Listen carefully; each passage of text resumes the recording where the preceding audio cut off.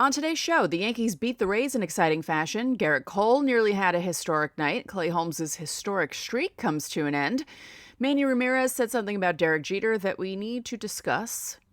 And there was a tweet from a fan of another team that set me off this morning. It's something that gets said a lot by fans around baseball, and it's something that needs to stop. So all of that is next on Locked On Yankees.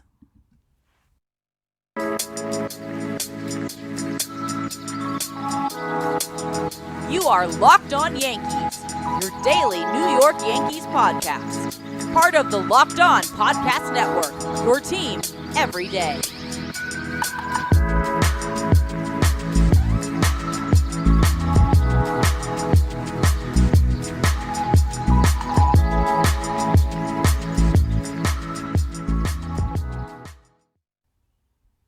Happy Tuesday, Yankee fans. It's the first day of summer. Welcome to Locked On Yankees, which is part of the Locked On Podcast Network, your team every day. I'm your host, Stacey. I'm a lapsed baseball writer turned podcast host, and I'd like to thank you for making Locked On Yankees your first listen every day. We're free and available on all platforms, including Apple, Odyssey, Spotify, and Stitcher. You can watch and subscribe to us on YouTube. Also hit the like button and the bell so you're notified whenever our videos go live. Also, feel free to comment. I will try to answer those comments. And when you get into your car, you can tell your smart device to play podcast Locked On Yankees. Amazing selection, reliably low prices, all the parts your car will ever need. Visit rockauto.com and tell them Locked On sent you. So last night, Gerrit Cole, let's just say I was surprised.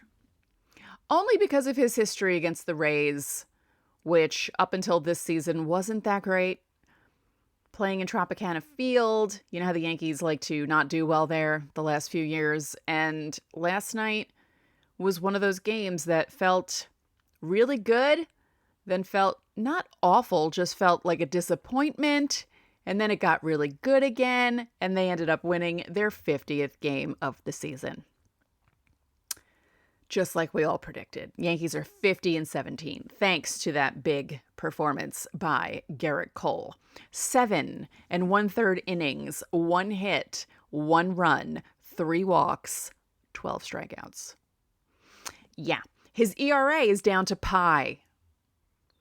I shouldn't have to tell you the number. You should know what pi is, but just in case you don't know, 3.14. And yes, I know pi has a whole bunch of other digits after that, but we know it is 3.14. He threw 111 pitches. I think he had 103 heading into the 8th inning when he lost the no-hitter, so it didn't feel like a feasible goal, you know? It felt like it was probably going to end at some point. But hell, that was a great pitching performance. The ump was a little generous with his zone and a little ungenerous on the other side. There were some questionable calls going both ways, and apparently the ump, Ryan Blakeney, was the same guy who called Detmer's no-hitter for the Angels. When was that? May? Was that May or was that April? I don't know. What is time? So his zone was a little generous, but good pitchers take advantage of that. And Gerrit Cole was painting the corners and just, his slider looked great. He threw 27 of them. We'll go through that too. 60 four-seamers, 27 sliders, 10 changeups, 8 knuckle curves, 6 cutters, up from the last time he pitched. Because I told you this on the show after his game against Minnesota. They kind of victimized him a little bit with the cutter. 2 home runs off that pitch. So he's bringing it back a little bit into his repertoire. But 30 swings and misses. 30 swings, 10 whiffs on the four-seam, 12 swings, 5 whiffs on the slider. And this is according to Baseball Savant. This is where I'm getting my info from. I'm looking at the Chromebook that's right there. It's my mom's. She never uses it. Thank you, Mom, for having that. Now, the interesting thing that stuck out to me while looking at these numbers, his four-seamer for the season averages 97.6. And last night, it was averaging 97.1. So it was down 0.5 miles per hour. The slider was up 0.8 miles per hour, averages 88.1. Last night, the average was 88.9. His changeup was down, his knuckle curve was down, the cutter was up. The cutter was up almost by a full mile per hour. So I just found that interesting. It's neither here nor there, but it was something about the numbers kind of stuck out to me. Now, I don't know how to look at spin rates, but according to this, like, I don't know the numbers and I don't get that stuff, but according to this, his average last night was down by 42 on the four seam. His average for the year is 2,452, and it was 2,410 last night. The max was 2,542. So yeah, I don't really get that, so I don't want to misspeak, but it seemed to be down. The change-ups spins were actually up. Knuckle curve down, cutter down, slider up, but only by 1 revolution. Is that what that is? The average is 25.79 on a slider. The average for last night with those 27 sliders that he threw was 25.80. So interesting. Now, as I mentioned, Clay Holmes, his streak came to an end, but it wasn't a complete meltdown. It was only 1 run. But it did raise his ERA from a 0.28 to a 0.55. Womp womp. And it was for his first blown save of the season. But Aaron Hicks had a well-timed triple in the top of the 9th. And the Yankees were 0 for 6 with runners in scoring position. So, yeah, that triple came at the right time. And Josh Donaldson was already running. So that helped too. And Gleyber doubles Torres had a double. Gleyber doubles Torres had another double last night. Anthony Rizzo, another home run. He's up to 19, so his next one will be a nice milestone there. And yeah, good for a while. That 8th inning was a bummer. Cole loses the no-hitter, Holmes loses his streak, but then Hicks picks everything up. Yankees score another run to make it 4-2. That's a little more comfortable. And then Wandy Peralta comes in, shuts the door. He gets the win because of the Hicks triple. And yeah, Yankees win 4-2. So they're doing pretty well so far. The sweep against the Rays, 2 out of 3 against the Jays, the first one against the Rays in Tropicana Field. Good sign, because as I said at the beginning of the segment, kind of iffy in Tropicana Field the last few years. So that's good. That's good. So we will preview tonight's game in a moment. We'll talk about pitching matchups if they're up, because earlier Tampa did not have their starter up.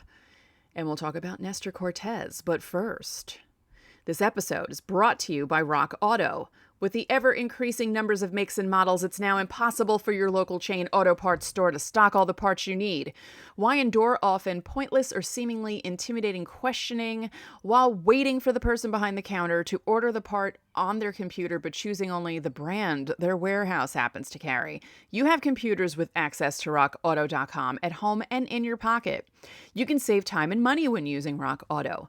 It's a family business serving do-it-yourselfers for over 20 years. Rock Auto's prices are reliably low for every customer, no matter who you are. They have everything you could need, from brake parts to tail lamps, motor oil, and even new carpet. Go explore their easy-to-use website today to find the solution to your auto parts needs. You can go to rockauto.com right now and see all the parts available for your car or truck. Right locked on in their How Did You Hear About Us box so they know we sent you. Amazing selection, reliably low prices, all the parts your car will ever need. rockauto.com. Thanks for making Locked On Yankees your first listen every day. One live NBA draft show is not enough for Locked On. The entire NBA channel is going live on NBA draft night, so if you have a favorite NBA team, make sure you subscribe now to their Locked On YouTube channel so you get notified when they go live on NBA draft night. So if you're like me and you're a Knicks fan, going to be paying attention to the draft, or you're just going to be not paying attention because the Knicks always seem to mess that up?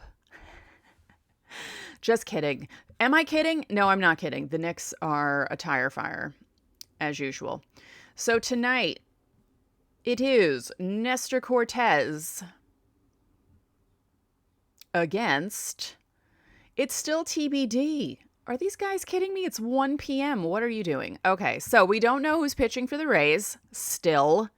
How dare you? But we know that Nestor Cortez is pitching for the Yankees. Nestor Cortez is one of the best pitchers in Major League Baseball right now.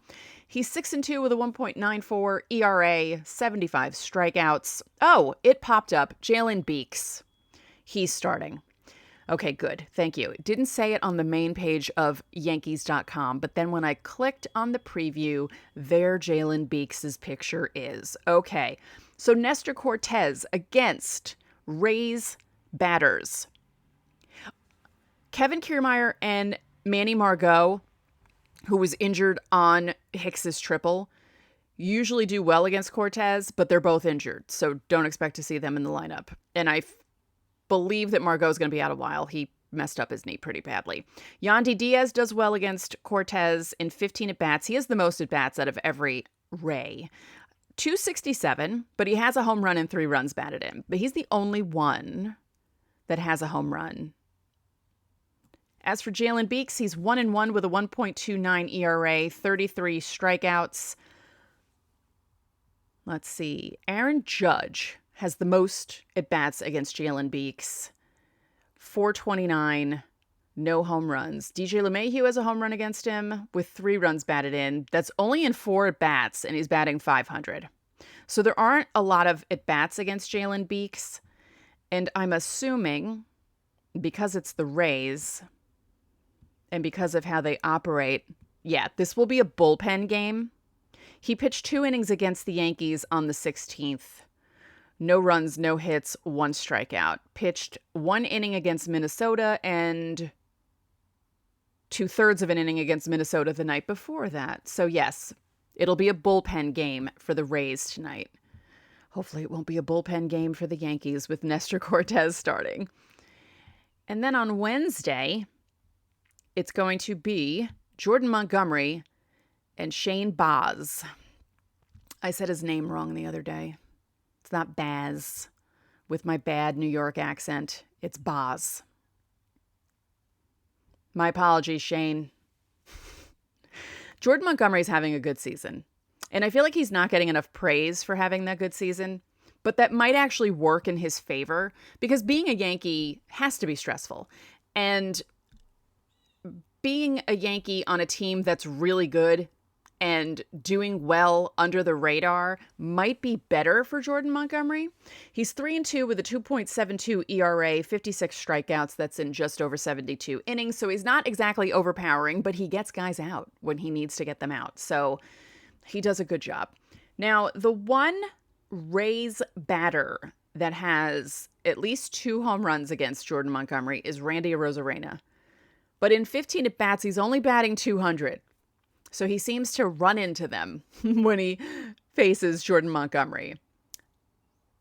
Margot, again, not playing because he injured his knee, but he does pretty well against Jordan Montgomery. In 16 at-bats, he's batting .375 with a home run. So, okay, no offense to him. It'll be better for Jordan Montgomery if he's not in the lineup. Francisco Mejia, that's how you say it, right? 5 at-bats, batting .400, but he has a home run in those 5 at-bats. As for the Yankees against Shane Baz, not a lot of experience at all. Gleyber Torres has 2 at-bats against him. He hasn't gotten a hit. Anthony Rizzo has 1 at-bat against him, 1 home run. So, yeah, it's not a lot. And Baz is 0-1 with a Baz is 0-1 with a 5.40 ERA, 9 strikeouts. He just came back, right? Because he's only made 2 starts. His last start against Baltimore on the 17th, he went 6 innings, only gave up 2 hits, struck out 7, didn't walk anyone. Against Minnesota on the 11th, that was one of those games, I keep saying it, Minnesota was beating up on starting pitching that one week where they beat up on the Yankees. They followed it by beating up on the Rays. Boz pitched 2 1/3 innings, gave up 5 runs on 3 hits with 3 walks and 2 strikeouts. So can the Yankees get to him? We'll find out. We will find out. Now, as for the other numbers in last night's game, I like looking at this stuff. Anthony Rizzo's home run went 410, and the highest pitch velocity was from Shane McClanahan, 99.4. Gerrit Cole hit 99.2 and 99 on the nose. Cole had the most swings and misses, 19. McClanahan had 16. Holmes had 6. And then the top exit velocity was actually Yandy Diaz at 110 on the nosy, as they would say. So Yankees win the first game against the Rays. They have 2 more. Then they play the Astros for 4 at home. They play the A's for 3 at home. Then they go down to Houston for 1 game as a makeup for one of the games that was missed when the season first started. The Yankees were supposed to open on the road in Texas and Houston, or Arlington and Houston. So you'll see some of those games sprinkled into the schedule. So far, so good during this rough stretch that they're having. Some guys, you can tell, are getting a little tired. Stanton seems to be in a slump. Judge is slowing down a little bit. It's okay. He has 25 home runs. His average is still above 300. He's still doing pretty well. And Hicks is kicking it into gear. He's had a good June. Quietly, but he's had a good June. And maybe that means that his wrist is feeling more like 100%, and maybe we'll see a better Aaron Hicks for the second half. Contributing, helping out the Yankees. Because so far, the Yankees have had a bunch of guys contributing to their success in the first third of the season. We're almost coming up on the halfway point. It's almost here. We're almost in July. It's the first day of summer, people. This is when everything kicks into gear. So a couple of tweets set me off. One was the Manny Ramirez comment that he made about Derek Jeter. We'll talk about that. And then we'll talk about another issue around baseball that has bothered me for years. And we're going to talk about it because someone made a tweet last night about this issue, and I think it needs to be spoken about. But first, you know how our friends at Built are always coming out with amazing new flavors? Well, this time Built has truly outdone themselves with their new mud pie flavor. For the first time ever, Built is introducing the new mud pie flavor in both mud pie bar and mud pie puff. I had the puff. It was amazing. It was just chocolate upon chocolate upon chocolate with a little bit of whipped cream and some cookie crumble on top. It was amazing, and you have to try them as soon as possible because the mud pie bar and mud pie puff are only available for a limited time. So visit Built.com to taste the deliciousness for yourself. Not convinced? Luckily, we saved the best for last. It's actually good for you. All Built products are low calorie, high protein, and low sugar. Everything is covered in 100% chocolate, and they're still healthy, and they taste good. So go to Built.com, use our promo code LOCKED15, and get 15% off your order. Again, use promo code LOCKED15 for 15% off at Built.com. I'm not lying. I'm not. The Built bar, but it is so good. It's amazing. I really wish I had bought a case of it. That's how good it was. I would eat that thing twice a day if I could. Well, I could because it's healthy. So the tweets that I'm going to address. Okay. Now, I will say that my initial response to the quote from Manny Ramirez was obnoxious. But to be fair, I had just woken up. And it was posted without context, okay? So the Sporting News MLB account tweeted Manny Ramirez with some thoughts on Derek Jeter. And the quote is, "If you put Jeter in Kansas City, he was just a regular player." Now, if you look at it like that, you think that Manny Ramirez is bashing Derek Jeter. Now, the point of what he was saying was he was talking about if he didn't play in Boston and if Jeter didn't play in New York, They would just be regular players because you have to up your game in those two places. Manny Ramirez wasn't a regular player on the Indians. What is he talking about? The 1990s Indians weren't just like a regular team. I remember most of the guys from those teams. I don't understand what he's talking about. I don't think it's just Boston and New York, because if Derek Jeter were on the 80s Yankees, I guess he would be like a Don Mattingly type. But Don Mattingly is revered in New York. He's not revered around the country like Derek Jeter, because Derek Jeter was in the playoffs constantly. That's what it is. He was in the playoffs. He was a regular contributor to those playoffs. He won the MVP in the 2000 World Series. 1999, he had a great year. Could have won MVP overall. 2006, he could have won. I kind of get what he's saying, but no, it's because Jeter was on a bunch of playoff teams. They only didn't make it in 08, 13, and 14, and he wasn't really around for 13 because he was still coming back from that ankle injury and barely played. So I don't really count that year. But it's really the playoffs. That's what it is. It's not just New York. Come on. And then the other tweet that got me crazy. This is something that bugs me all the time. And some people really need to stop. Okay. Oh, good. He deleted it. Of course he did, because he got ratioed up the wazoo. Some random Braves fan, and I'm not going to say his name. I'm so sick and tired of these Braves players not taking time to learn English. I'm tired of seeing this interpreter, Jesus, telling me you can't pay to learn our language. I would like to hear the players. Shake my damn head. Go Braves. Nice win. My problem with this is you don't hear them say this about Japanese players. It's always about the Latin players.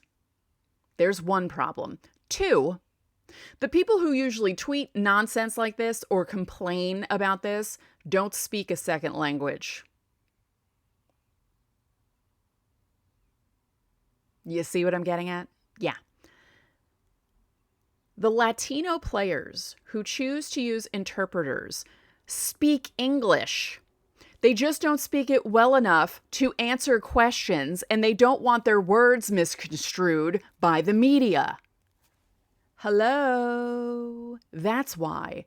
You see them communicating with their teammates, and sure, every once in a while you'll see an interpreter have to go out to the mound because he's more comfortable speaking in Spanish.